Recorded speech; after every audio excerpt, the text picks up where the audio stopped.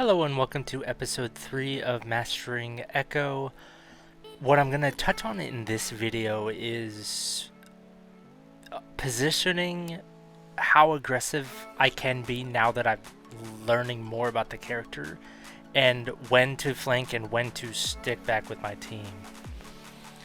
From the first two videos, it was me really getting a feel for when I can be aggressive, when I can use my cooldowns, how often I can use my cooldowns. It's just basically getting the muscle memory down of her abilities. So where I don't have to look down as much at the cooldowns because I have no idea. It's basically getting a feel like, okay, I know my grenades are up. I don't even have to look before pressing this. My peripherals aren't the greatest, so yeah, I do sometimes have to look. But anyways, now that I'm a lot more comfortable with Echo, I found myself doing trying to make a lot more plays and actually being better at making those plays, not missing shots that I normally wouldn't just because I'm just not confident in my own ability. I honestly, in these games, I don't care about losing. I'm not caring about losing. I'm just getting a feel for it and trying to get a feel for the character itself. I'm still learning a lot about her, though, like matchups, what matchups I can do versus what matchups I hate. I'm still not the best flanker with her. I feel like she is a really good flanker because her shift lets her get away or get into weird positions quickly. And it's just having more hours on that character would make me a lot more comfortable doing it. Learning when to ult, when should I ult, should I use an ult defensively or can I get a good play out of it? A couple things I've known about Echo is the reason why I didn't really play her that much is because it requires, she has a high skill wall. Anyone can pick her up and do decent with her, but in order to do amazing with her, it takes a lot. It's like a whole nother level that I don't think I can get to. Not at my current. I would need like 500 hours on her, where other people would only need 50 hours on her. That's what I mean. And I don't think she's the right character for me. But this is why I'm doing this series. It's picking up heroes that I normally wouldn't and seeing what I can do with them, seeing what damage I can do. I'm usually, like, my top are McCree, Soldier, Hanzo. So picking up Echo, I barely played Pharah. So picking up Echo is like, okay, this is like half Pharah. So, I mean, I guess this could be a nice segue to go into Pharah gameplay, but I don't think I would. I'm just not very good at shooting those rockets, and it seems very easy, but whenever I see a Pharah, I'm just like, oh, I can do that easily. And then I pick up Pharah, and I'm like, oh, it's not that easy. So I kind of felt like that with Echo, where I was like, oh, she seems pretty easy. Like, I could pick this up easy. No, it's not. The only thing going for me when I play Echo is the fact that she has a very slim hitbox, I guess you could say. Like, she's very slim, hard to hit, so when she's in the air, it's that much harder to hit her.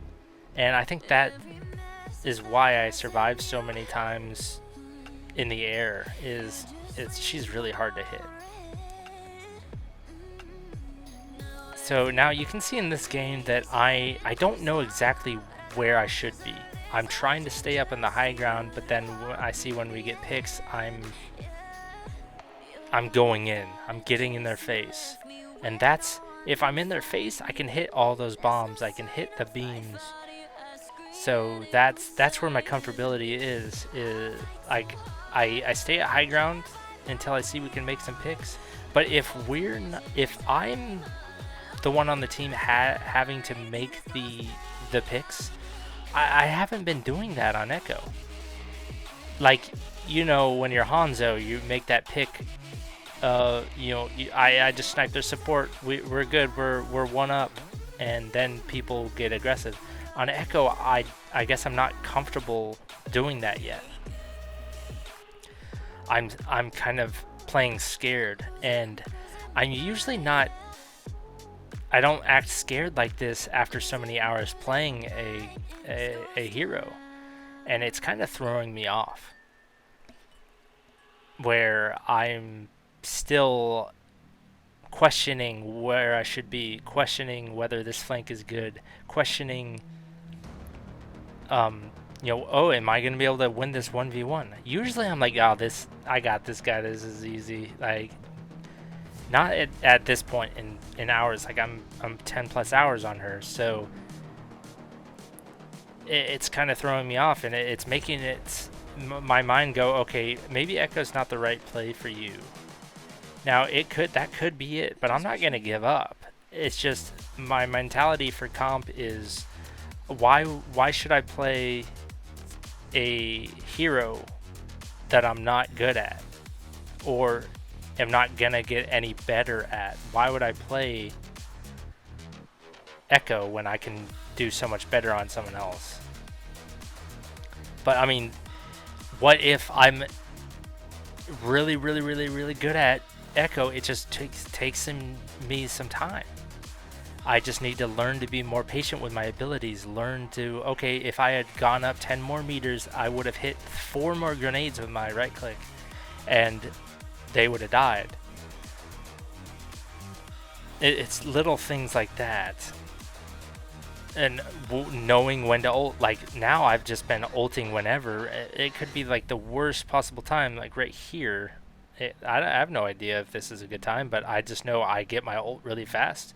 May ult can stop a push pretty easy.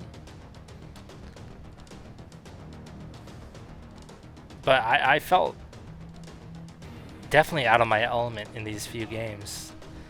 I'm usually way more comfortable in a damage role, and I'm not with Echo. Like, I usually pick Soldier, Hanzo, Cassidy, Mei, Reaper. Any of those I'm very comfortable with because in Overwatch 1, I had way more time with them. So it's definitely a learning experience. And I'm not picking up as fast as I would like. I was definitely out of place there. I knew they had a Widowmaker, but I was still in a forward position, and it was pretty stupid. Like right here, I get a nice pick. I think that's just they didn't hear me, which is I find weird because I just peeked a Widow there. I'm trying too hard to put out damage, and I'm putting myself out in terrible positions that I normally wouldn't. So I'm kind of worried about like how I'm gonna do in competitive. Like, where am I gonna be placed? I'm already bronze, but it's just for this hero. If there were rankings per hero, I wonder if I would be bronze, because I'm doing a lot of damage. I get the damage out, but I get way too aggressive with her when I get into a mode, and I'm just like, oh, that person died. I'm going in. Like, look, I'm doing some work right here. So the things that I've picked up on is I know my cooldowns now. I'm a lot more comfortable with my cooldowns. I'm a lot more comfortable with my beams. My beams were the worst part of my kit for Echo. I would beam panicky, like beam when they're at 80% health, because I figured my brain was already like, okay, you threw your bombs out, next is beam, but I missed my bombs, but my brain was still like in beam mode. So I'm a lot better with that. I haven't not beamed at low health in a while, and that's like a huge part of her kit. Right there, I tried to get the person pushing the cart, which is funny. We actually C9'd that. Nobody paid attention, so that's kind of funny. And now all it takes for the next mastering episode is my positioning, not getting caught out, not peeking widows, little things like that. Working with my team, knowing when to go in and when to flank, when not to go in, when not to flank. I feel like my aim is pretty good with her. Maybe I need to use more left of my primary fire. I'm kind of using her as an ability user, and not like a damager with my left clicks. Maybe that's something, because I was watching Pelican play on Echo, and Pelican, I probably shouldn't be watching an Overwatch League player play Echo, because there's no way I'd be that good at aim, but he was just so good. I just wanted to see what little things he did, and it was really eye-opening to see what Echo is capable of, because if you don't know what a hero is capable of, how do you know what she can do? You don't. You just like, oh, I didn't know I was able to on 100 to 0 a tank in like 2 seconds. I had no idea. But oh, you can do that with her flying thing. Okay. Oh, he used it that way. I think it's always best to do that. You can always look at Overwatch League players, top 500 players, playing certain heroes. I've been watching J3 play Soldier, like things like that, and that has really helped me. But one thing it's not gonna do the whole job for you. It's not gonna play the game for you. Like, you have to get in and play the game. You have to get in there, put the hours in, aim train, all of that. Watching videos isn't gonna solve the problem. So I did watch a lot of videos, but playing the game, even if it's quick play, it's not going to be the same type of mentality. Like, not everyone's going to be in comms. There's going to be some wacky comps that you're not going to see in competitive, but just playing the game, getting the muscle memory, playing every single map. You don't know if Echo's bad on a map until you play a map as her.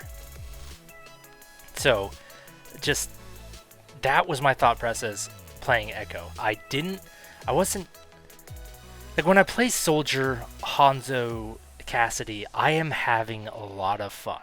I'm having loads of fun playing. With Echo, it wasn't that way because I was trying so hard to do well on her that it just wasn't fun for me. And that's got me worried a little bit, that I'm probably not going to be able to so-called master her. Because usually people play heroes that they want to play. Like, I'm never going to be a Tracer player. She is too small and squirrely. She doesn't have a lot of health, and I put myself in bad positions and just die. Same with Genji. He does a lot of damage, and he's not bad at all, but I am not good with him, so I probably will never master him. I might pick him up, but never master. So this is like kind of eye-opening for me, because I always thought, oh, I can just pick up any DPS, it'd be fine. Like, Echo's a good pick. I barely have any hours with her, but it's like, man, this is tough. And I think everyone should do this sort of, like, looking inward. They should always be like, okay, maybe this hero is not the right, choice for me. But you don't know that until you try. Like, if someone doesn't even know what Echo does and just sees someone play them for like 5 seconds, they're like, I'm not gonna like them, but they don't even try. I mean, That's not good. Because one thing that this also does is when you play a character, you know what counters them. When you're playing against a really good Cassidy that's never missing shots, or a good Hanzo that's hitting you while you're in the air, you know, oh, okay, this is how you play Hanzo against them, or this is how you play Cassidy against them. You learn what counters what by playing that. Like, if you're Roadhog, you're like, oh man, what counters me? And then you play Roadhog, and then you get bionated by Ana, and you're like, oh, I do not like this. Well, then you know, if you know to tell your support, hey, go Ana to deal with this Roadhog. He's owning us. It's just little things like that. I know this. I didn't talk much about the game that were on your screen, but I just wanted to tell you my thought process of while I was playing Echo, what I was thinking about, what I was trying to do in each game, and like, basically trying to get better by thinking about everything. But anyway, this is the end of the game here. It was tough. Had a loss. Anyways, thank you so much for stopping by. I hope you like and subscribe, and take care.